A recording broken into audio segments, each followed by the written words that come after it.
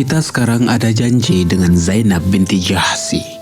Yang dinyatakan Imam Az-Zahabi, ia termasuk salah seorang pemimpin wanita di bidang agama, sifat wara, kemurahan hati, dan kebajikan. Imam Abu Nuaim menuturkan tentangnya. Dia wanita yang tenang, ridho, lembut hati, dan seorang da'i. Mari kita menghayati kisah perjalanan hidup sahabat wanita mulia Ummul Mukminin ini dengan harapan semoga setiap muslimah tahu bagaimana menjadi teladan baik. Zainab tumbuh dewasa di wilayah Mekah di tengah-tengah wanita terhormat Mekah dan sekitarnya. Karena ia menyatukan antara nasab bangsawan, leluhur mulia, dan kecantikan mempesona, berbagai keutamaan dan kebajikan Allah satukan untuknya. Saudara sepupunya adalah pemimpin orang-orang terdahulu dan kemudian Muhammad bin Abdullah. Kakek mereka berdua sama-sama adalah Abdul Muthalib, pemimpin kaum Quraisy di masanya. Saudaranya adalah pemegang panji perang pertama yang diusung di jalan Allah dan salah seorang syuhada, Abdullah bin Jahsy. Saudaranya yang lain adalah salah seorang penjaga Islam, Abu Ahmad bin Jahsy. Di antara paman-pamannya, Hamzah dan Abbas. Hamzah adalah singa Allah dan pemimpin para syuhada. Sedangkan Abbas adalah sosok yang suka berbagi harta, melindungi tetangga dan membantu orang-orang kesusahan. Saudarinya adalah salah seorang wanita yang terbilang lebih dulu masuk Islam, Hamnah binti Jahsy. Ibunya adalah bibi Nabi, Umaymah binti Abdul Muthalib. Bahkan dialah satu-satunya wanita yang dinikahkan Allah dari langit ketujuh. Zainab lahir di Mekah 33 tahun sebelum kenabian. Ia tumbuh berkembang di tengah-tengah keluarga mulia, terhormat, dan keturunan bangsawan. Jiwanya merindukan kehidupan suci dan bersih, jauh dari segala kotoran kesyirikan dan kejahiliaan. Angin sepoi Islam mulai menebarkan aroma wangi di Mekah Al-Mukarramah dan mentari Islam mulai menyinari segala penjuru dunia. Lalu muncullah hati-hati suci dan membuka pintu lebar untuk menyambut cahaya yang dibawa Rasulullah dari Rabb beliau. Abdullah bin Jahsy, saudara Zainab, pernah melihat Nabi sebelum kenabian. Ia begitu mengagumi kekuatan akal, amanat, kejujuran, dan pergaulannya yang baik. Tidak heran jika ada rasa cinta, penghormatan, dan penghargaan besar dalam hati Abdullah bin Jahsy terhadap beliau. Saat Muhammad SAW diutus sebagai Rasul, Abdullah langsung masuk Islam tanpa menunda ataupun ragu. Ia masuk Islam sebelum Rasulullah SAW memasuki Darul Arqam. Ia lantas memikul amanat agama guna menyeru orang-orang sekitar menuju surga dunia dan akhirat. Ia mengajak kedua saudaranya, keduanya pun masuk Islam. Tidak lupa mengajak kedua saudarinya, Zainab dan Hamnah. Keduanya pun masuk Islam. Mereka sama-sama masuk ke dalam agama Islam untuk melengkapi kebahagiaan di hati. Setelah orang-orang kafir Quraisy tahu Islam menyebar, mereka melancarkan siksaan sejadi-jadinya kepada para sahabat Rasulullah. Zainab dan sejumlah wanita dari kaumnya tidak luput menanggung beban gangguan kaum Quraisy. Kalau Allah mengizinkan berhijrah ke Madinah, Bani Jahsy berhijrah di bawah komando Abdullah bin Jahsy bersama saudaranya Abu Ahmad bin Jahsy. Abu Ahmad adalah seorang pujangga tunanetra. Keduanya didampingi Muhammad bin Abdullah bin Jahsy. Istri-istri mereka turut serta berjihad, Zainab binti Jahsy, Hamnah binti Jahsy, dan Ummu Habib binti Jahsy. Semoga Allah meridai mereka. Saat Bani Jahsy bin Riyab pergi meninggalkan rumah mereka dijarah Abu Sufyan bin Harb lalu dijual ke Amr bin Alqamah. Ketika Bani Jahsy mendengar perlakuan Abu Sufyan terhadap rumah mereka, Abdullah bin Jahsy menyampaikan hal itu kepada Rasulullah. Rasulullah SAW berkata kepadanya, "Tidakkah kau ridho, wahai Abdullah, jika Allah memberimu pengganti rumah yang lebih baik darinya di surga?" "Tentu," jawab Abdullah, "rumah di surga itu untukmu," sabda beliau. Saat Rasulullah menaklukkan Mekah, Abu Ahmad saudara Abdullah bin Jahsy melobi beliau. Namun Rasulullah tidak langsung memberikan tanggapan kepadanya.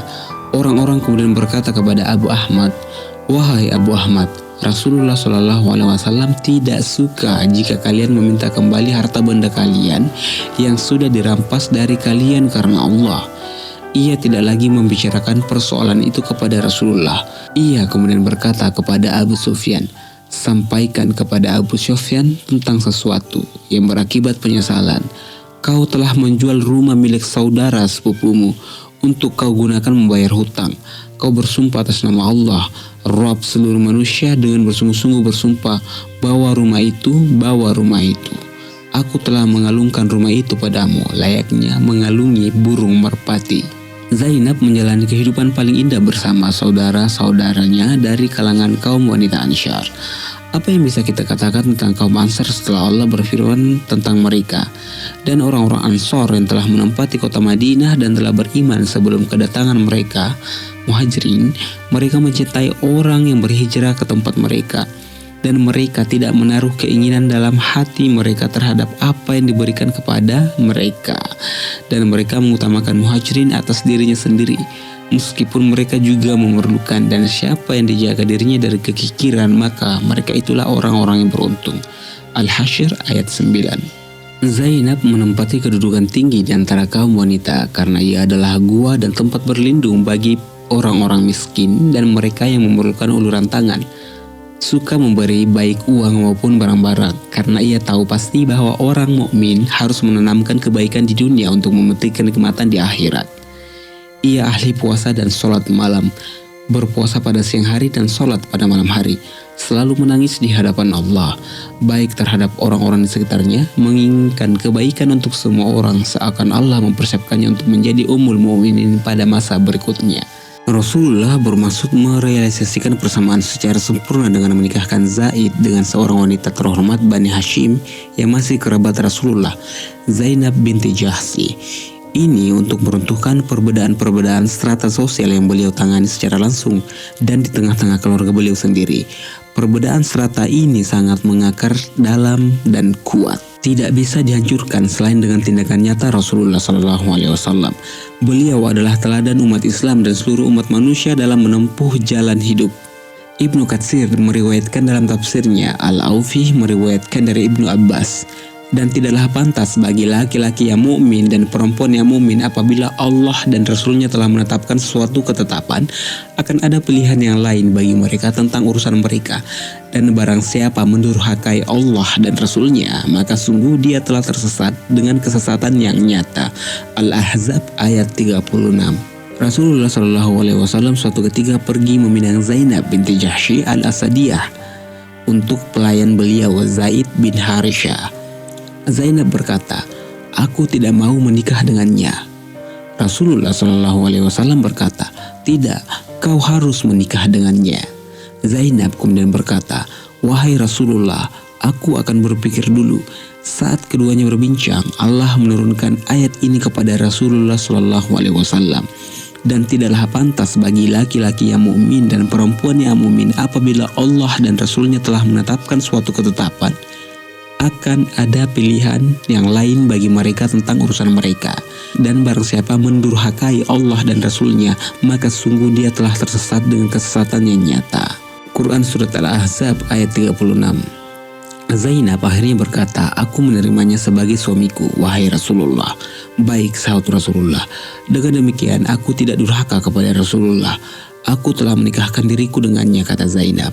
Zaid bin Harithah menyerahkan 10 dinar, 60 dirham, sebuah baju panjang, kerudung, selimut, sarung, 50 mud gandum, dan 10 mud kurma. Rasulullah sendiri yang menyerahkan semua itu. Kehidupan suami istri di antara keduanya berlangsung selama hampir setahun. Setelah itu muncul perselisihan di antara keduanya yang membuat pernikahan itu hampa cinta dan kasih. Zaid mengadukan hal itu kepada Rasulullah. Beliau berkata kepadanya, "Pertahankan istrimu dan bertakwalah kepada Allah." Nabi Muhammad menyarankan Zaid untuk mempertahankan Zainab, namun Allah berkehendak lain dan Allah Maha Kuasa atas urusannya. Allah menghendaki Zainab menjadi istri Rasulullah. Ini untuk meruntuhkan tradisi adopsi. Sebelum Islam datang, orang Arab tidak menikahi mantan istri anak angkat mereka. Untuk itu, tradisi jahiliyah ini harus dihilangkan. Celah antara Zaid dan Zainab kian hari kian mengangal lebar, hingga kehidupan di antara mereka berdua menemui jalan buntu, sehingga cerai tidak bisa dihindarkan. Perintah Allah pun datang, ia mengizinkan Zainab dicerai dan memerintahkan Rasulullah untuk menikahinya. Allah berfirman, "Dan ingatlah ketika engkau Muhammad berkata kepada orang yang telah diberi nikmat oleh Allah dan engkau juga telah memberi nikmat kepadanya, pertahankanlah terus istrimu dan bertakwalah kepada Allah, sedang engkau menyembunyikan di dalam hatimu apa yang akan dinyatakan oleh Allah. dan engkau takut kepada manusia padahal Allah lebih berhak engkau takuti. Maka ketika Zaid telah mengakhiri keperluan terhadap istrinya, menceraikannya, kami nikahkan engkau dengan dia, Zainab, agar tidak ada keberatan bagi orang mukmin untuk menikahi istri-istri anak-anak angkat mereka, apabila anak-anak angkat itu telah menyelesaikan keperluannya terhadap istrinya dan ketetapan Allah pasti terjadi. Al-Ahzab ayat 37. Ibnu Abi Hatim meriwayatkan kisah ini dari jalur As-Suddi dengan rangkaian kata yang jelas dan bagus. Lafaznya demikian: sampailah riwayat kepada kami bahwa ayat ini turun berkenaan dengan Zainab binti Jahsy. Ibunya adalah Umaymah binti Abdul Muttalib, bibi Rasulullah SAW. Rasulullah bermaksud menikahkannya dengan Zaid bin Harithah, maula beliau. Namun Zainab tidak mau. Setelah itu ia menerima tindakan yang dilakukan Rasulullah dengan rela hati. Lalu beliau menikahkannya dengan Zaid. Setelah itu Allah Subhanahu wa Ta'ala memberitahukan kepada nabinya bahwa Zainab termasuk salah satu istri beliau nantinya. Beliau malu memerintahkan Zaid menceraikan Zainab. Zaid dan Zainab terus saja berselisih. Lalu Rasulullah memerintahkan Zaid untuk mempertahankan istrinya dan bertakwa kepada Allah. Beliau khawatir jika orang-orang mencibir beliau menikahi istri anaknya sendiri. Beliau sebelumnya memang mengadopsi Zaid. Juga diriwayatkan dari Ibnu Abi Hatim melalui jalur Ali bin Zaid dan Ali bin Husain bin Ali. Ia berkata, Allah memberitahukan nabinya bahwa Zainab akan menjadi salah satu istri beliau sebelum beliau menikahinya. Saat Zaid datang untuk mengadu kepada beliau bersabda kepadanya, bertakwalah kepada Allah dan pertahankanlah istrimu. Allah berfirman, aku telah memberitahukan kepadamu bahwa aku akan menikahkanmu dengannya. Engkau menyembunyikan di dalam hatimu apa yang akan dinyatakan oleh Allah. Saat Zaid mencerai Zainab dan masa iddahnya habis, Rasulullah SAW menikahinya sehingga ia mendapatkan keutamaan terbesar di dunia ini, menjadi istri pemimpin orang-orang terdahulu dan kemudian menjadi ibu bagi orang-orang mukmin, Ummul Mukminin. Diriwayatkan dari Anas bin Malik bahwa ayat ini, sedang engkau menyembunyikan di dalam hatimu apa yang akan dinyatakan oleh Allah, turut berkenaan dengan Zainab binti Jahsy dan Zaid bin Harithah. Diriwayatkan dari Anas, ia berkata, setelah iddah Zainab habis, Rasulullah SAW bersabda kepada Zaid, sampaikan minatku padanya. Zaid kemudian pergi hingga menemui Zainab yang saat itu tengah mencampurkan ragi pada adonan buatannya. Zaid berkata, saat melihatnya ia begitu agung dalam dadaku hingga aku tak mampu melihatnya karena Rasulullah menyebut-nyebutnya. Aku kemudian membalikan punggung dan mundur. Aku berkata, wahai Zainab, Rasulullah mengutusku, beliau menyebut-nyebutmu. Zainab berkata, aku tidak akan melakukan apapun sebelum meminta izin kepada Robku. Ia kemudian pergi ke tempat sholatnya, lalu ayat Al-Quran turun. Rasulullah datang lalu masuk menemui Zainab tanpa izin. Zainab kemudian berkata, Rasulullah memberi kami makan berupa roti dan daging sepanjang siang hari. Orang-orang keluar setelah makan. Sementara ada beberapa yang tetap duduk di dalam rumah mengobrol setelah makan. Rasulullah SAW kemudian keluar. Aku mengikuti beliau. Beliau memasuki bilik istri-istri beliau satu persatu mengucapkan salam kepada mereka. Mereka bertanya, wahai Rasulullah, bagaimana engkau mendapati istrimu yang baru? Zaid berkata, aku tidak tahu. Apakah aku yang memberitahu beliau bahwa orang-orang sudah keluar atau beliau yang memberitahukan padaku? Zaid meneruskan, beliau bergegas pergi hingga masuk ke dalam rumah. Lalu aku ikut masuk bersama beliau. Beliau membuat tirai penghalang antara aku dan beliau dan ayat hijab turun. Zaid berkata, beliau kemudian menyampaikan nasihat kepada orang-orang. Ibnu Rafi menambahkan dalam hadisnya, wahai orang-orang yang beriman, janganlah kamu memasuki rumah-rumah Nabi kecuali jika kamu diizinkan untuk makan tanpa menunggu waktu masak makanannya. Tetapi jika kamu dipanggil maka masuklah, dan apabila kamu selesai makan, keluarlah kamu tanpa memperpanjang percakapan. Sesungguhnya yang demikian itu adalah mengganggu Nabi sehingga Nabi malu kepadamu untuk menyuruhmu keluar. Dan Allah tidak malu menerangkan yang benar. Al-Ahzab ayat 53. Di antara berkah dan keutamaan Zainab adalah turunnya ayat hijab karenanya, tepat pada pagi hari pernikahannya. Zainab Ummul Mukminin mempelajari banyak sekali akhlak Rasulullah. Ia meniru langkah beliau di jalan kebaikan, khususnya sifat zuhud terhadap segala perhiasan dunia. Karena akhirat lebih baik dan lebih kekal, itulah mengapa Zainab lebih suka berbagi dan berjiwa mulia. Ia juga memiliki beberapa kisah harum dalam kemurahan hati dan sifat zuhud. Rasulullah SAW mengetahui sifat terpuji ini dalam diri istri beliau, Zainab. Beliau menempati Zainab di posisi nan agung dalam hati beliau. Beliau memujinya sebagai orang baik. Beliau mengatakan kepada istri-istri beliau bahwa Zainab adalah orang yang paling panjang tangannya dalam kebaikan di antara mereka. Zainab binti Jahsy Ummul Mukminin rajin salat, khusuk hati dan selalu terhubung dengan Allah.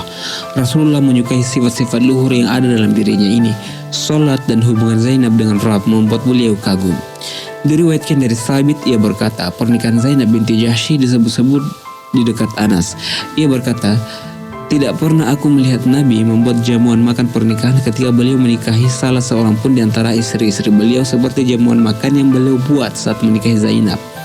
Beliau membuat jamuan makan seekor kambing. Diriwayatkan dari Aisyah, ia berkata, suatu ketika Nabi meminum madu di rumah Zainab binti Jahsy dan beliau tinggal di sana. Antara kami yang memasuki kediaman Zainab harus bertanya pada beliau, apa engkau memakan getah manis? Aku mencium bau getah manis. Tidak, tapi aku habis minum madu di tempat Zainab binti Jahsy. Aku tidak akan minum madu lagi, dan aku bersumpah agar kau tidak memberitahukan hal itu kepada siapapun, jawab beliau.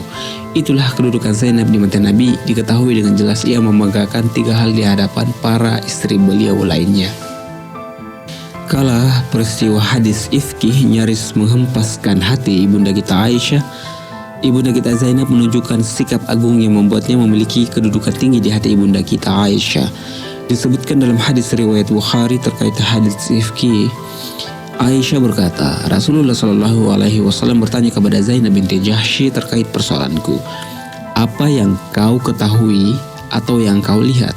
Ia menjawab, wahai Rasulullah, aku jaga pendengaran dan penglihatanku demi Allah. Yang aku ketahui hanya yang baik-baik. Aisyah berkata, di antara istri-istri Nabi, dialah yang menyamai kedudukanku di mata beliau, hingga Allah menjaganya dengan sifat wara. Disebutkan dalam sebagian dari hadis riwayat Muslim, Aisyah berkata, istri-istri Nabi kemudian mengutus Zainab binti Jahsy, istri beliau, dan antara mereka dialah yang menyamai kedudukanku di mata Rasulullah.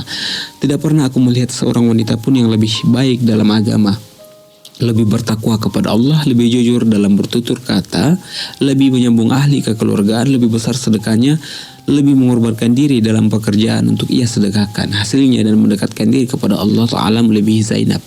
Hanya saja ia punya sifat mudah marah namun cepat hilang. Ummul Mukminin Zainab tidak memiliki harta ataupun perhiasan dunia sedikit pun. Ia bekerja dengan tangannya sendiri. Ia menyamak dan melubangi kulit. Setelah itu ia jual dan ia sedekahkan hasilnya di jalan Allah. Ini mengisyaratkan kemuliaan Zainab di sisi Allah dan doanya mustajab. Riwayat saksi mata berikut yang mengisyaratkan sifat zuhudnya terhadap harta meski sebanyak apapun. Mari kita mendengarkan penuturan Barazah binti Rafi yang bercerita kepada kita tentang sifat zuhud ini. Ia berkata, saat jatah pembagian keluar, Umar bin Al-Khattab mengirim jatah milik Zainab binti Jahsy. Saat jatah miliknya dibawa masuk, ia berkata, semoga Allah mengampuni Umar. Saudari-saudariku lebih kuat untuk membagikan uang ini daripada aku. Ini semua untukmu, kata mereka. Subhanallah, sahut Zainab yang langsung menutupi diri dengan kain dari hadapan uang-uang tersebut. Tuangkan uang-uang itu lalu tutupilah dengan kain, kata Zainab. Setelah itu ia berkata kepadaku, masukkan tanganmu lalu ambillah uang itu sebanyak 1 genggaman. Lalu berikan kepada Bani Fulan dan Bani Fulan, kerabat dan anak-anak yatim kerabatnya, hingga uang-uang tersebut hanya tersisa sedikit di bawah kain. Barazah binti Rafi kemudian berkata, semoga Allah mengampunimu wahai Ummul Mukminin. Demi Allah kita punya hak dalam uang ini. Zainab berkata, yang ada di bawah kain ini adalah milik kalian. Rupanya yang masih tersisa di bawah kain tersebut sejumlah 85 dirham. Setelah itu Zainab mengangkat tangan ke langit dan berdoa, ya Allah, jangan sampai jatah pemberian Umar menjumpaiku setelah tahun ini. Setelah itu Zainab meninggal dunia. Ibnu Sa'ad meriwayatkan saat uang dikirim untuk Zainab, ia berdoa, ya Allah, jangan sampai uang ini menjumpaiku tahun depan, karena ia adalah fitnah. Ia membagi-bagikan uang itu kepada kerabat dan orang-orang miskin. Hal itu terdengar Umar. Lalu Umar berkata, wanita itu dikehendaki baik. Umar kemudian berdiri di depan pintu Zainab lalu berkata setelah mengucapkan salam, "Aku sudah mendengar perihal uang yang kau bagi-bagikan." Setelah itu Umar mengirimkan 1000 dirham untuk ia simpan. Namun uang itu ia tetap bagi-bagikan seperti biasa. Semoga Allah meridhoinya dan membuatnya senang. Ia menyedekahkan apa saja yang bisa ia sedekahkan. Ia adalah tempat bernaung bagi orang-orang miskin. Diriwayatkan dari Aisyah, Nabi Shallallahu Alaihi Wasallam berkata kepada istri-istri beliau, "Yang lebih dulu menyusulku adalah yang paling panjang tangannya di antara kalian. Setiap kali kami berkumpul sepeninggal beliau, kami menjulurkan tangan ke dinding untuk mengetahui siapa di antara kami yang paling panjang tangannya. Kami terus melakukan hal itu hingga Zainab meninggal dunia.